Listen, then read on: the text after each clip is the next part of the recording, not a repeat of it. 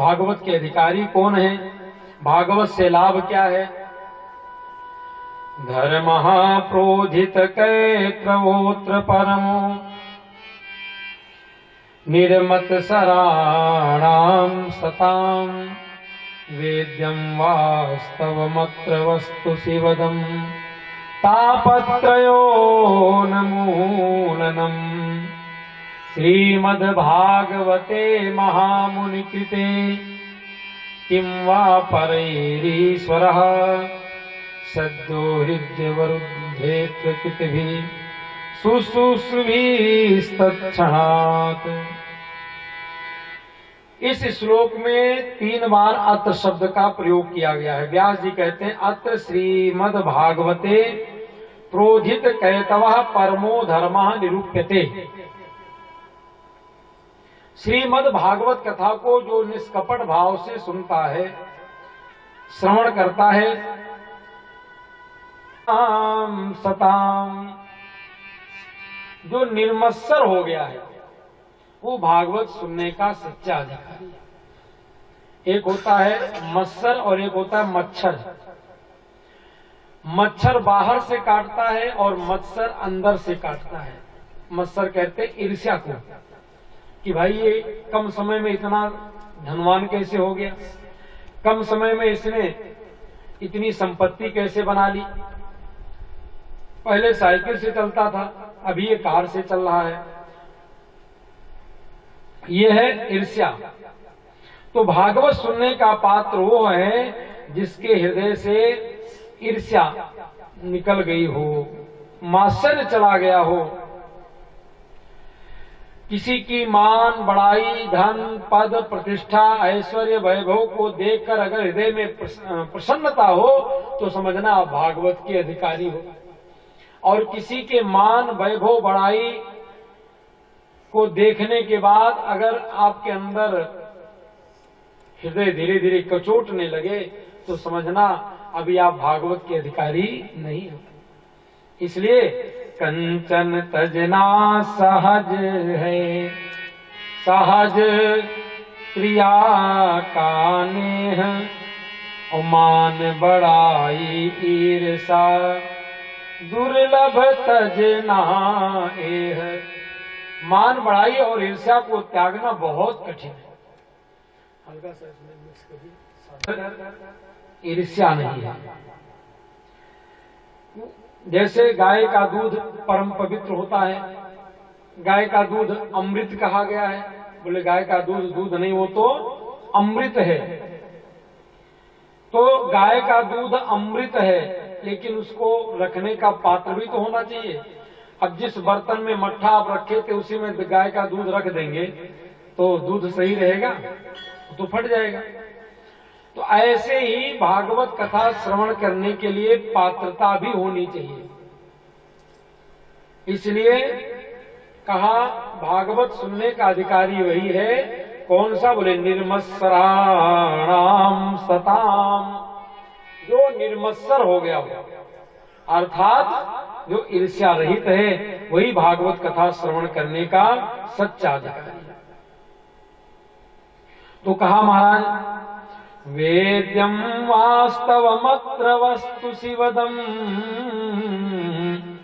तापत्रयोन्मूलनम्। कहा देखो जी भागवत सुनने से लाभ क्या है? तो यहां पर लिखते वेद्यम वास्तव अत्र। अत्र मतलब यहां पर वास्तविकता का ज्ञान हो जाता है। अत्र शब्द का प्रयोग किया है। अत्र वास्तव वस्तु वेद्यम। श्रीमद् भागवत कथा श्रवण करने से वास्तविकता का ज्ञान होता है। बोले वास्तव किसे कहते हैं? तो कहा वास्तवश्च जीवः, हम सब जीव वास्तव में हैं। वास्तवी च माया, भगवान की जो माया है ये भी वास्तव है। और वास्तवम जगत, ये जगत भी वास्तव है। तो जगत जीव और माया का जो ज्ञान करा दे वही है श्रीमद् भागवत कथा। जिस कथा श्रवण करने से जगत का ज्ञान हो जाए और जीव को अपना आभास हो जाए, माया का ज्ञान हो जाए, तो वही है जगत, जीव और माया तीनों को वास्तव कहा गया। और भागवत कथा श्रवण करने से जगत, जीव और माया इन तीनों का बोध हो जाता है। तो जब बोध हो जाएगा तो क्या होगा? शिवदम। तो शिवदम का अर्थ होता है शिवम कल्याणम ददाति इति शिवदम। जब इन तीनों का ज्ञान हो जाएगा तब आपका कल्याण हो जाएगा। और कल्याण किस तरह से होगा? बोले तापत्रयोन्मूलनम। जो तीन प्रकार के ताप हैं, दैहिक, दैविक और भौतिक, इन तीनों तापों का समन हो जाएगा।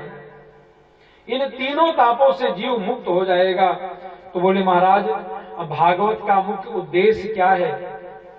भागवत श्रवण करने का लक्ष्य क्या है, उद्देश्य क्या है?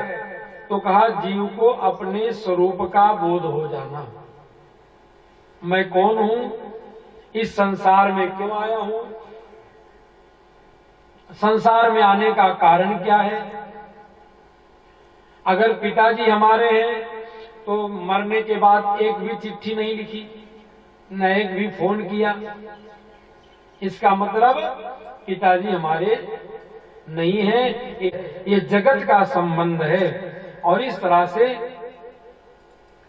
तो जीव को अपने स्वरूप का बोध हो जाता है और तीनों प्रकार के तापों से मुक्ति हो जाकर के ये परम आनंद पद को प्राप्त कर लेता है। यही भागवत का उद्देश्य है, यही भागवत का प्रयोजन है।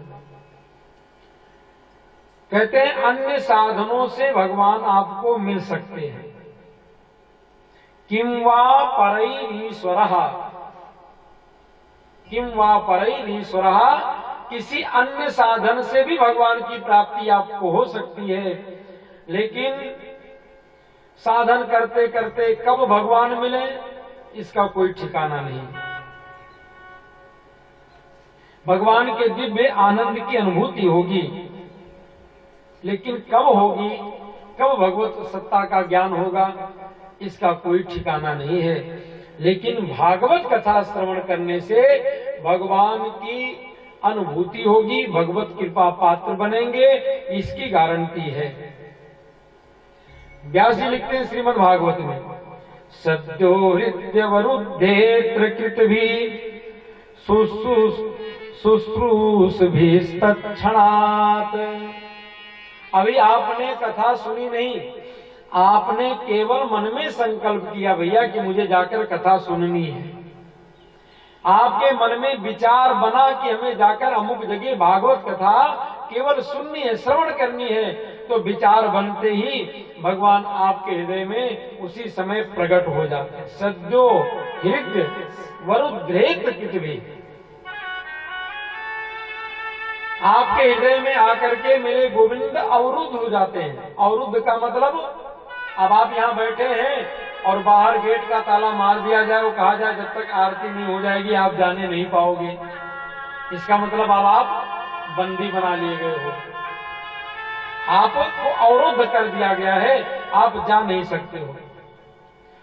तो आपके मन में उत्कंठा जगी भगवत कथा श्रवण करने की, आप कथा में आए नहीं, उसी समय मेरे भगवान आकर के आपके हृदय में प्रकट हो गए।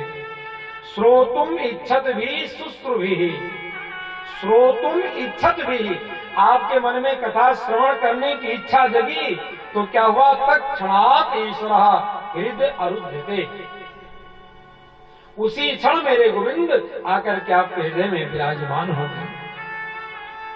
इसलिए अवरुद्ध हो गए भगवान। और जब भगवान आ जाते हैं तो फिर जाते नहीं हैं। अगर भगाना भी चाहो तो भी भगवान जल्दी हृदय से निकल कर नहीं जाते, क्योंकि मेरे भगवान अपने भक्त के हृदय में बंधक बन करके रह जाते हैं। यह है प्रताप श्रीमद् भागवत का। कल हमने भागवत की महिमा का वर्णन किया था। भागवत क्या है? बोले निगम कल्पतरोर गलितम फलम सुख मुखाद मृत द्रव संयुतम पीबत भागवतम रसमालयम मुहुरहो रसिका भुवि भावुकः। का निगम कल्प तरोर गलितम फलम। निगम कहते हैं वेद को। वेद रूपी कल्प वृक्ष का पका हुआ फल ही है श्रीमद् भागवत।